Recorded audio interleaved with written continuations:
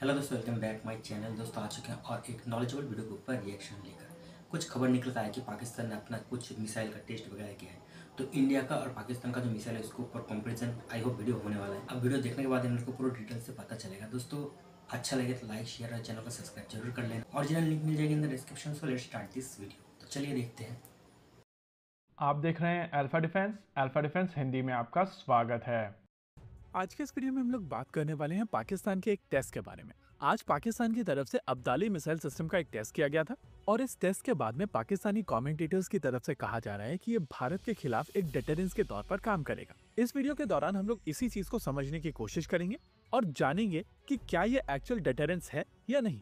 देखिए, ये बात सच है कि पाकिस्तान के पास में एक डिसेंट बैलिस्टिक मिसाइल प्रोग्राम है और इसी वजह से भारत की तरफ से एंटी बैलिस्टिक मिसाइल शील्ड के ऊपर काम करना शुरू किया गया था। लेकिन अगर आप अब्दाली मिसाइल सिस्टम की बात करेंगे तो ये एक क्वासी बैलिस्टिक मिसाइल सिस्टम है, यानी कि इसका सही क्लासिफिकेशन है surface to surface missile system. आमतौर पर इस तरीके की मिसाइल सिस्टम कंपैरेटिवली स्लो होती हैं, साथ ही साथ हवा में ये बहुत ज्यादा मनूवर भी नहीं करती हैं। वैसे तो अब्दाली पाकिस्तानी मिसाइल सिस्टम नहीं है, ये basically Chinese M11 missile system है जिसको पाकिस्तान में पेंट किया गया था और पेंट जॉब भी इनका डिसेंट नहीं है। लेकिन अगर क्षमताओं की बात की जाए तो इस मिसाइल सिस्टम की रेंज 180 किलोमीटर से 200 किलोमीटर के आसपास की है और क्योंकि भारत और पाकिस्तान के बेसिस के बीच में जो डिस्टेंस है वो काफी कम है, इस वजह से पाकिस्तान की तरफ से इसको एक मैसेज के तौर पर टेस्ट फायर किया गया है। लेकिन इसका इम्पैक्ट क्या होने वाला है उसको समझ लेते हैं।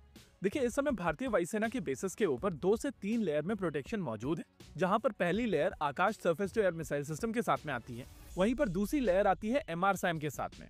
करंट कॉन्फ़िगरेशन में Akash surface to air missile system 30 kilometre तक की रेंज प्रोवाइड करती है, वहीं पर MRSAM लगभग 70 किलोमीटर की दूरी पर इफेक्टिव रेंज प्रोवाइड करती है।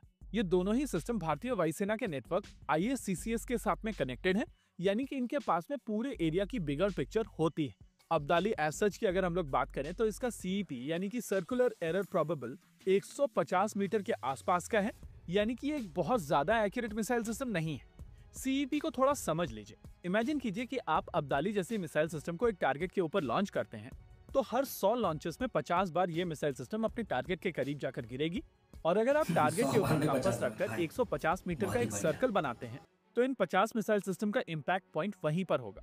यानी कि अगर पाकिस्तान की तरफ से भारत के किसी एयरबेस के ऊपर 100 मिसाइल सिस्टम्स लॉन्च की जाती हैं, तो आपको 50 मिसाइल सिस्टम को इंटरसेप्ट करना पड़ेगा और एयरबेस जैसे टारगेट के ऊपर आप कुछ मिसाइल सिस्टम छोड़ सकते हैं जो जमीन पर आकर इम्पैक्ट करेंगे, जिनको बाद में आप as an propaganda tool use कर सकते हैं। आमतौर पर जो मिसाइल सिस्टम्स छोड़ी जाती हैं वो किसी हाई वैल्यू टारगेट के ऊपर नहीं गिर रही होती हैं और इनको इंटरसेप्ट करना बेसिकली इंटरसेप्टर को बर्बाद करने जैसा होता है। अब अगर आप बराक 8 की बात करेंगे तो ये मिसाइल सिस्टम ऑलरेडी इस्कैंडर जैसी मिसाइल सिस्टम को इंटरसेप्ट कर चुकी है और ये इन्फॉर्मेशन पब्लिक है। अगर आप गूगल करके इन्फॉर्मेशन एक्सट्रैक्ट करने की कोशिश करेंगे तो आपको ये इन्फॉर्मेशन मिल जाएगी।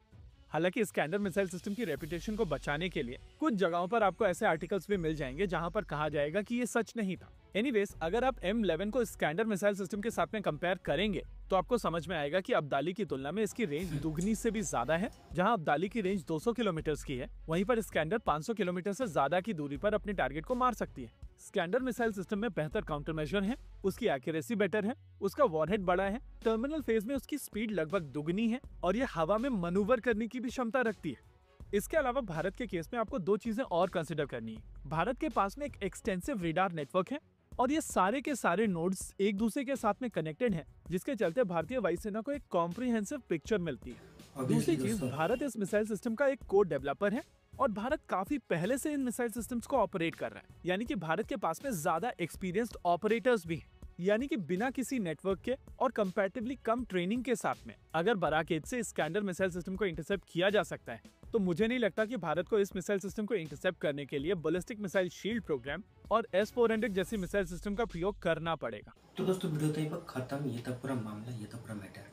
अब मैं क्या ही बोलूं। ठीक है, चलो पाकिस्तान ने अपना जो मिसाइल है अब्दाली वो टेस्ट किया है, बहुत ही अच्छा बात है। हमारे और पाकिस्तान का टेंशन के बीच चलो उन्होंने एक अच्छा काम तो किया है। मगर दोस्तों दुख एक बात का है कि ये जो मिसाइल टेस्ट किया है पाकिस्तानी, ये भी साला चाइना का माल है और इसका जो स्पेसिफिकेशन के बारे में बताया गया दोस्तों, क्या ही बोलूं।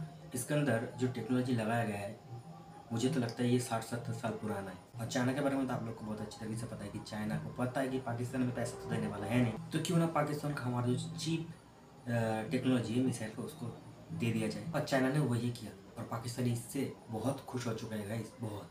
इसका रेंज 180 किलोमीटर। मतलब एक बैलिस्टिक मिसाइल ऐसा होता है, आप लोग सोचो।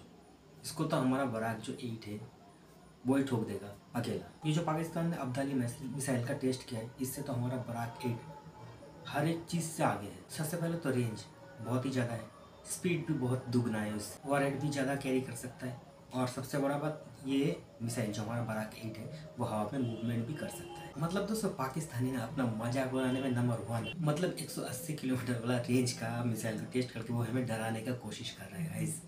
मतलब क्या ही बोलूँ यार, क्या बोलूँ मैं, हंसू रो क्या बोलूँ यार। सैल्यूट पाकिस्तानी, तुम लोग का अब्दाली, तुम लोग को मुबारक हो। और जो अब्दाली के स्ट्राइक रेट के बारे में बताया गया ना दोस्तों, मतलब 100 अब्दाली को अगर छोड़ा जाए तो उसमें से 50 अब्दाली टारगेट के आसपास जाकर गिरेगा। तो ये है इनका मिसाइल का हालत। और ये करेंगे हमसे क्या, युद्ध।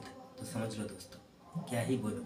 मतलब इन लोग को बहुत अच्छे तरीके से पता है कि इनका और हमारा कंपैरिजन कभी बनता ही नहीं है। मगर वही अकड़, इन लोग का जो अकड़ है ना, उसको हम मिट्टी में मिलाकर ही रहेंगे। कान खोलकर सुन लो पाकिस्तानी, मिलाकर रहेंगे। तो दोस्तों, ये तो था मेरा राय। आप लोग का राय कमेंट में जाकर बताना जरूर। मिलते हैं नेक्स्ट वीडियो में, तब तक के लिए जय हिंद, जय भारत।